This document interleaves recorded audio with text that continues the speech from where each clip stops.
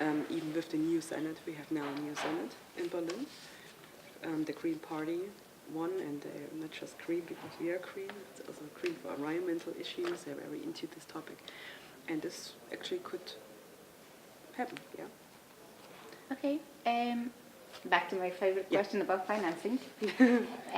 How much does come from the European Union? How much is from Berlin municipality, Berlin Senate, or Germany's Republic and Germany's government? Of course, you always have EU funding in all those projects, because some of the projects are EU projects, like e-mobility works, for example, where they set up electromobile strategies in European communities. So this is a project. They have this, some projects into this entire head project in Finland or in Spain, even in Greece and also in Germany. So of course the EU is funding it. Concerning the showcase electromobility, told you about the 4 regions. This is a program from the German government and was funded by about, say I have the number here, 180 million euros for funding the showcase program. So this was from the German government, and all the federal states who are involved actually into this project, like Berlin and Brandenburg, they also financed some part of it. So here in Berlin it's 83 million. Or I say any number which is not safe. I'll tell you the right number.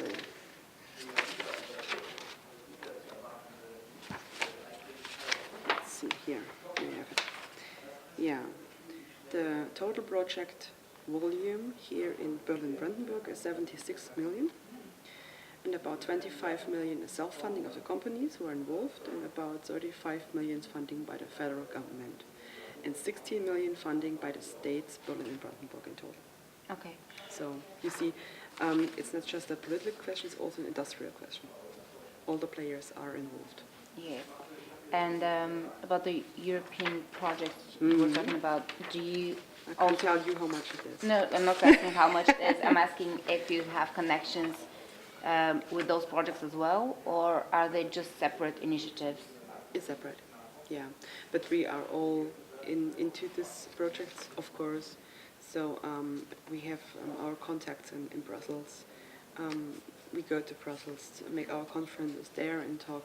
But it's not a funding for us as EMO, it's a funding for the projects itself, Yeah. not for us. We are financed by Berlin, by the Senate. So just to, I mean, sometimes people think I'm getting paid by Brussels, that's not right.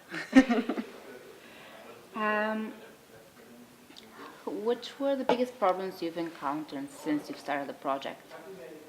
Biggest problems, biggest issues? In which context? In a context of, was it difficult to find the right industries, the right partners, or was it more difficult to actually get to the people of Berlin? Actually, all of those points are right. It's nothing wrong. It's all right. I think when you have a strategy like this, you need to talk to all companies or all sectors. I say sectors, maybe a better word for it, or branches, which are involved. So not every branch is happy by the first moment when you tell it. It's, for example, the car industry. For the car industry, developing electric cars is actually very expensive. It's very, very expensive. You have all the research, the R&D costs. Of course, they get fundings by the in money by the state. No doubt about that. But until now, even if BMW, for example, sells an i3, they don't earn money with that. It's just minus. So you need to invest a lot to develop those cars, to develop the engines, to make them efficient, to make them actually market attractive. So you have to invest a lot at the first stage. And then if you sell a certain amount, you actually make a turnover, sorry. But the time between those stages is a little bit long, and we had a lot to do actually to talk with manufacturers to bring them to this point to say, hey, you have to invest in your future, even as a car manufacturer. And of course they say, well, now if Germany thinks about getting rid of all the combustion engines, let's say maybe like Norway or what was it, China, say by 2030, no combustion engine is allowed to drive in Germany. Well, for the industry, this is a hard message, because you have all the side industries like the garages for maintenance and everything. So they have to change their business models, actually. And they have to start now with changing their business models, because in 10 to 15 years, they won't have any customers anymore with a combustion engine, which needs a change of their oil. So just to see how many players are actually involved in this process. This is one of the first steps. Of course, the OEMs, they know that they have to change their strategies. I mean, I don't talk about Volkswagen. You know what I mean. I mean, it's a question of time, but it's also a question of money. And if you can't afford it when you're a small manufacturer, you're out of this process. That's why funding is so important. That even the smaller players, like the startups, have the chance to get into this market, and this is actually working really, really well. Concerning the people, well, if you just would go on the street and ask just someone, what do you think about electric cars? This is our future. It will tell you just one thing. Well, that's expensive. And it is expensive. But the problem is the batteries. The batteries are expensive now. In 10 years, batteries will be a lot less expensive than today. Of course, everything which is new is expensive in the beginning and then getting cheaper. But to build up a market, you need to sell products. And this is one of the problems of the car industry, of course, because they invest millions of euros in the R&D and in the product design, and now they need people who buy it. They need customers. And until now, they sell not enough to cover their investment costs. So this is one of the reasons why our government decided to give some funding for buying cars. But even this is not working good enough to cover it. So we won't reach that goal of 1 million cars in 2020. No, we don't. How much cars do you think you're... Well, until now we have about 57,000 on the market. We have 2016, well actually we have 2017 already. That's pretty far. Uh-huh. So what now? How? Yeah, what now? how do you produce more cars? How do you produce? You see, the question actually is, do you actually need more cars? If you have other concepts of mobility, of sustainable mobility, the question is actually, do you really need more cars?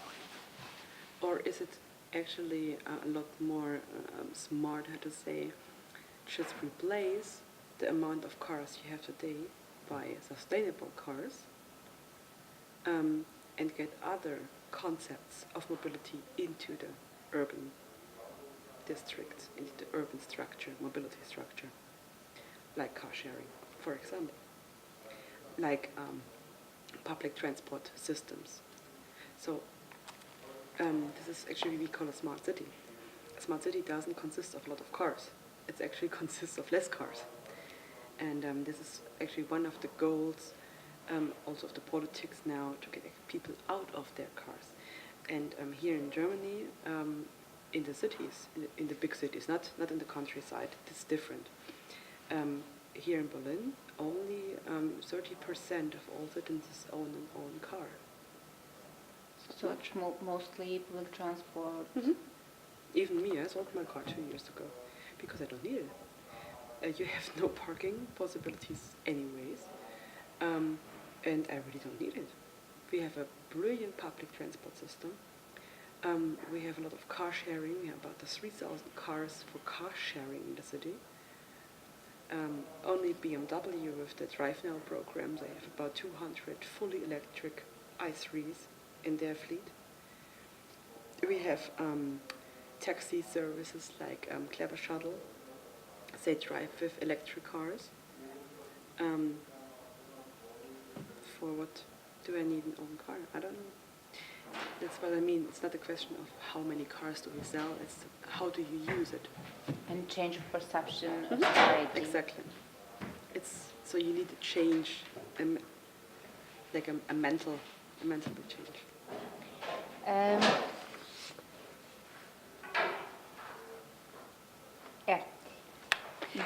I know. It's if you would talk to somebody of the industry, they would say, "Oh no, I have to sell my cars because this is my business model." Yeah, absolutely. See, this is the difference between us and the industry. We don't think about in numbers how many cars do I sell.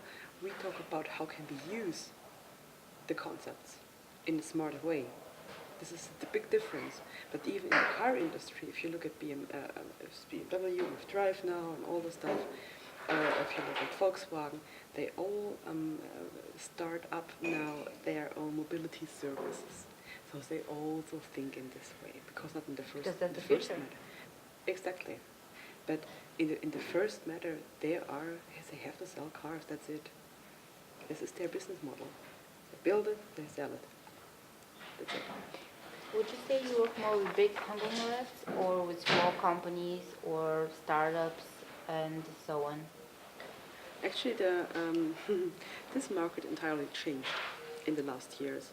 If you would have asked me this question about 5 years ago, I would say, oh, the big players, the OEMs, they will do this.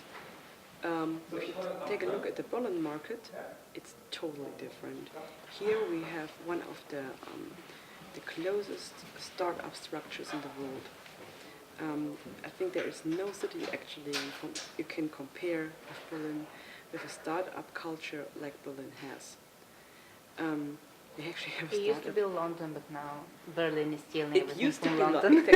It used to be London, but now Berlin is there. The entire ICT industry is here. And if you see what they actually do, it's all mobility service. They do actually everything is concerning mobility. Okay, someone has a platform for some software to have connected cars, autonomous driving, but they all are building around the topic car, about the topic transport in general, about logistics, but all in a sustainable way. And nobody is talking about a combustion engine. Even here, if we talk about autonomous driving, we talk about an electric car which is driving autonomously and not a diesel car. So the future of the combustion engine is actually there is no future anymore. That's what I meant. And I know